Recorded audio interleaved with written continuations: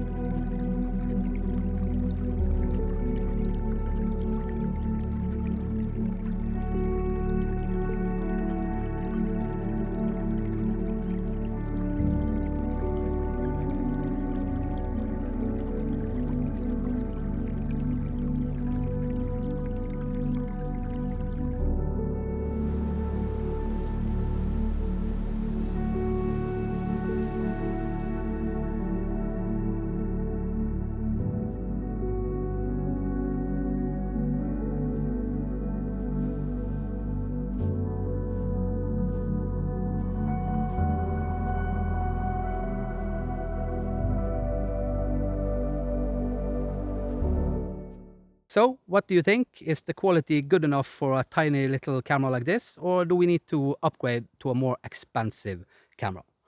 Personally, I enjoyed it very much. It's light, it's very easy to handle, and I don't have to bring my big Sony A7III with a big backpack and a lot of gear. That gets heavy in a while when you're out hiking. So, I recommend this. Of course, this is a second-hand only now, I think. I don't think you get it in the store, but you get the M200. And if I would recommend a couple of others, the Canon M50 mkI and the Canon M50 mkII is also some cameras I would suggest. So I'm not partial. I personally shoot the Sony A7III, and I am recommending Canon brand now. So let that be said. Yeah, be aware of the kit lens when you buy a camera. Spend your money on lenses, not on the camera body. I did that mistake when I bought my camera. So remember that. Take a look at the kit lens. If you can budget in a more expensive lens, do that. You will not regret it. If you're interested in how I edit my videos, leave a comment below and I'll make a video about that. And if you haven't subscribed, maybe do that. It helps me, it helps the channel, and it helps the algorithm. If you like this video, hit the like button. If it was shit, don't do it. And I'll see you next time. My name is Chris. Bye-bye.